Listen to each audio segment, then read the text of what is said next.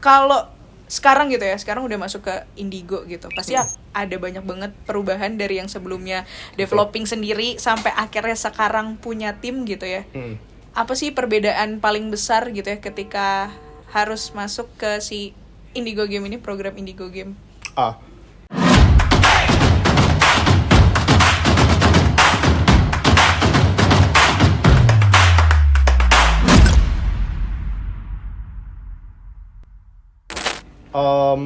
Perubahan besarnya banyak ya.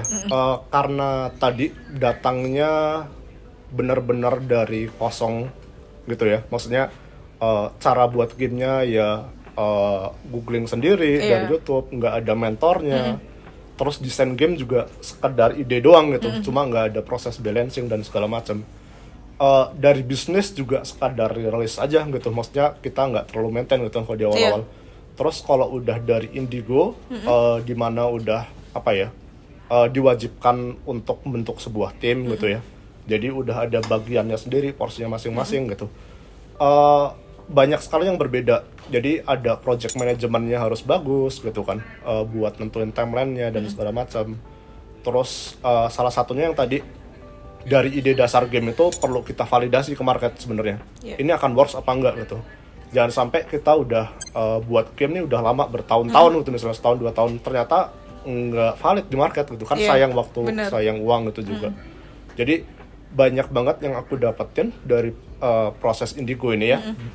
Dari proses awal sebelum gamenya dibuat sampai gamenya dibuat, bahkan nanti saat rilis.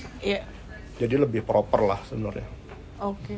Jadi semuanya yang tadinya mungkin dikerjain sendiri terus berdasarkan intuisi mungkin ya, kayak bagusan gini, bagusan gitu, sekarang jadi lebih tertata dan ada sistemnya gitu ya. Dan bahkan ada target-target yang sesuai deadline gitu, karena deadline-nya kan pasti. Oke.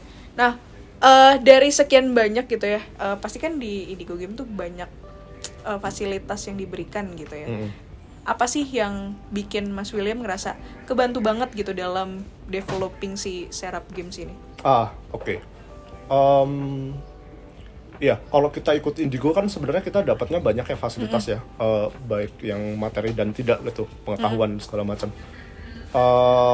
Yang paling membantu sekali adalah kalau di case tempatku ya, mungkin di tempat orang beda-beda, adalah mentoringnya sih.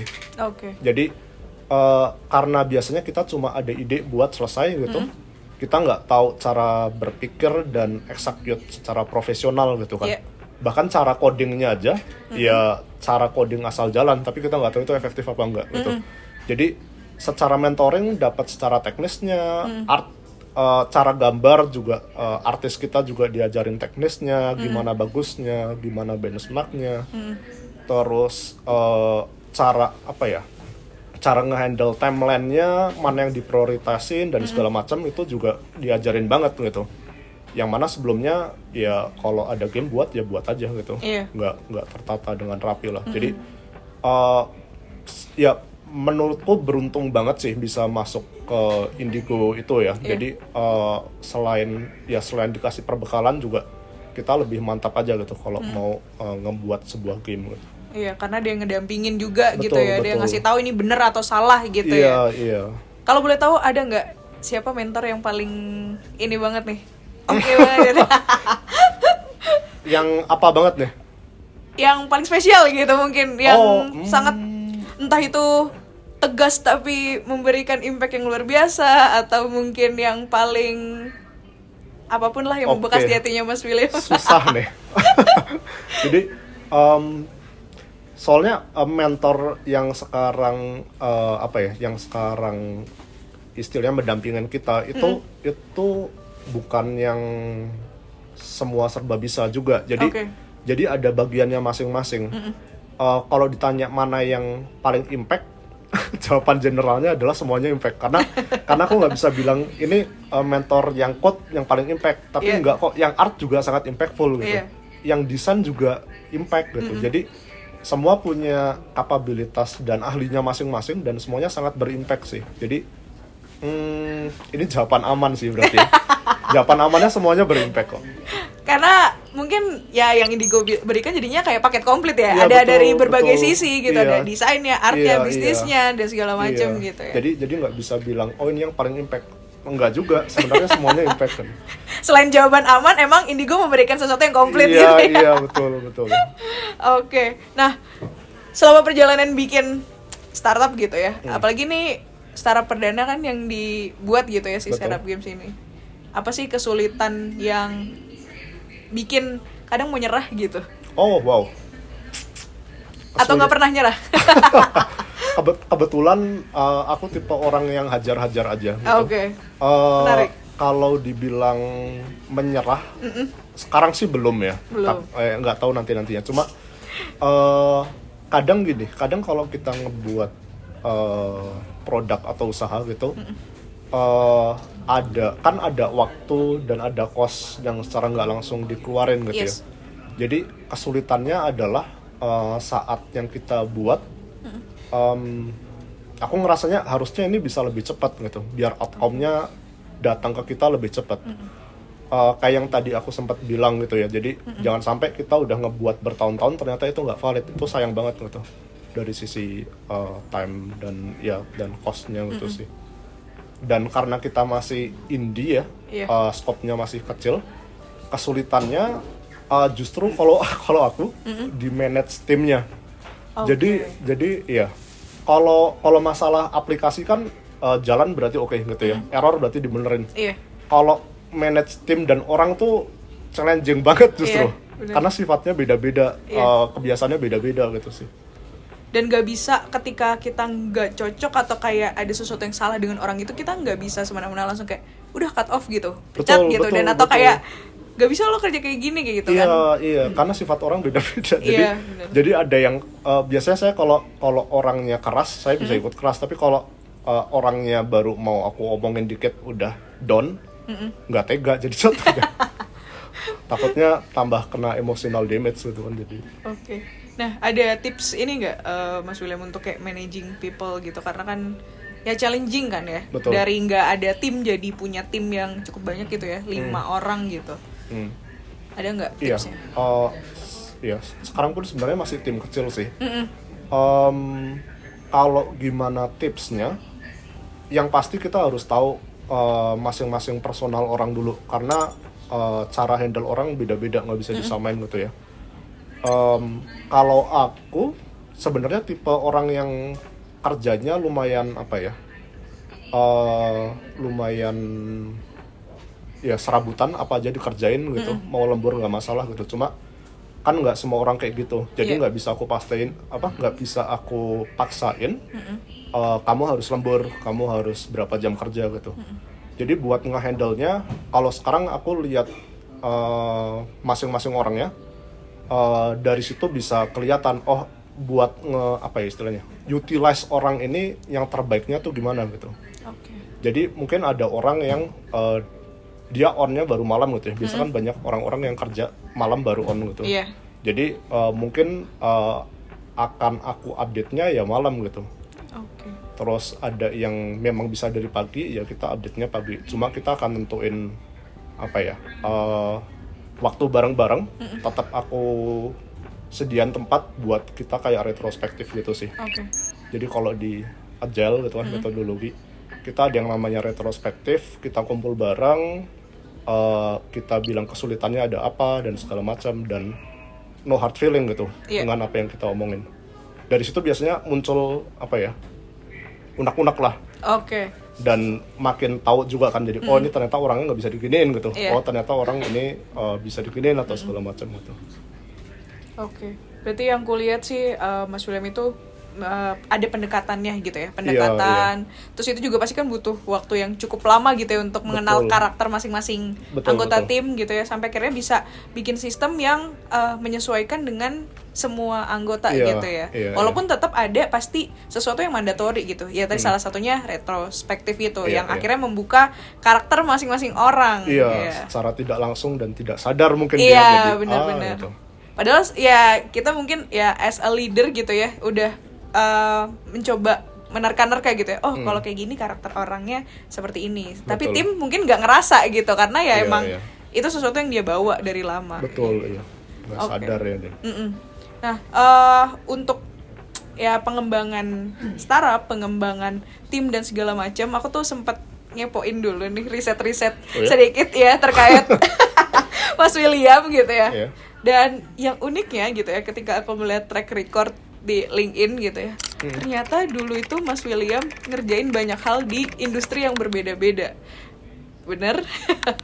Salah satunya sempat jadi asisten manager or manager di perusahaan asuransi. Betul. Oke. Nah ini menarik nih, kenapa? Beloknya jauh ya. Iya betul. Menduga nggak ada pertanyaan ini. Tidak sama sekali. Itu menarik loh, dari sebelumnya di sana perusahaan asuransi dan bahkan kayak title-nya udah oke gitu ya, udah di manajerial dan sebelumnya juga kayaknya technical banget gitu di industri yang berbeda-beda sampai akhirnya memutuskan bikin game tuh. Kenapa dan gimana? Biar saya pikir-pikir dulu jawabannya gimana. Jadi intinya gini, memang bener sebelumnya aku kerja corporate lah gitu ya, bukan bisnis game gitu, bukan di industri game. Kenapa pilih gamenya? Sesimpel karena suka game. Sebenarnya jawabannya, tapi suka game kan bukan berarti harus bikin game juga gitu kan sebenarnya. Nah, iya. Kalau pekerjaan sebelumnya, meskipun tadi ada yang di asuransi dan segala macam, itu sebenarnya aku sendiri itu ada di bidang IT. Oke. Jadi posisi tadi sebenarnya ada relate dengan teknologi. Jadi coding dan sistem dan database segala macam itu sebenarnya udah aku pelajarin dari zaman kerja awal sampai sekarang gitu. Nah, yang aku rasain waktu itu adalah daripada bikin aplikasi atau website dan segala macam, kalau aku suka game kenapa nggak bikin game aja gitu sebenarnya, sesimpel itu sebenarnya. Dan bahkan zaman kuliah pun skripsiku tentang game sebenarnya. Iya, cuma waktu itu kan game di Indonesia nggak terlalu banyak waktu itu ya. Tahun berapa tuh Mas kalau boleh tahu? Aku lulus itu 2013. Iya, 2013. Nggak terlalu banyak perusahaan game gitu ya. Terus kalau masalah teknikal, ya pasti berkutatnya di aplikasi atau web gitu sih. Iya, benar. Dan karena skripsinya aku pun bikin game dan segala macam, kayak suatu saat pengen bikin game sendiri, kalau bisa malah perusahaan yang gitu. Jadi saat udah punya bekal yang aku rasa cukup gitu ya, dari sisi pengalaman, keuangan dan tekad gitu, terus coba aja gitu. Karena menurutku di Indonesia game ini masih sangat berkembang dan kita nggak tahu kedepannya akan sebesar apa ini industri ini. Itu sih. Oke. Wow, menarik. Berarti passion ya, dari passion bisa dibilang begitu. Iya. Kesukaan terhadap game sampai akhirnya memutuskan untuk membuat game gitu. Betul, ya. Iya, Tapi tidak menutup track record juga bahwa memang dari kuliah sampai kerja yang terakhir itu di perusahaan asuransi juga semuanya terkait teknologi gitu ya. Iya, betul. Jadi nggak semerta-merta gitu ya, langsung kayak aduh otodidak nih pengen belajar IT gitu ya, terus tahu-tahu bikin game gitu. Nggak serandom itu kok. Meskipun tidak kelihatan tapi ada ini aja. Iya, masih ada benang merahnya masih ada lah benang ya. Merahnya, iya. Oke. Meskipun satu paling benang merah. Masih ada lah. Iya. Nah, mungkin kita masuk ke closing statement gitu ya, Mas William. Ada nggak sih pesan gitu ya, atau kayak moral value selama menjalani kehidupan gitu ya? Oh, ini temanya kehidupan ya, bukan masalah game lagi nih. Boleh ke startup yang baru developing juga gitu ya, sesama startup developer yang masih di early stage gitu ya. Ada nggak yang mau disampaikan? Oke. Ada satu hal menarik yang bukan dari aku sih. Jadi waktu itu sempat dapat kontak dari orang luar ya. Dia perusahaan game yang udah lumayan besar. Dan kalau aku cari game-gamenya tuh udah game-game yang di downloadnya puluhan juta gitu lah. Maksudnya game besar. Dia kalau nggak salah waktu itu di Kanada atau gimana gitu, tapi perusahaan Singapura atau China ya aku lupa. Dia tertarik dengan Seraps dan market game Indonesia, karena dia ngelihat yang dilakukan pemerintah Indonesia ya, ini bawa pemerintah nih, yang mana nge-support, kan sekarang game lagi disupport ya, dari apa, dari Kominfo, dari departemen segala macam. Eventnya banyak. Eventnya gitu ya? banyak, iya. Dia ngelihat yang ada di Indonesia sekarang itu adalah yang dilakukan China berapa tahun yang lalu.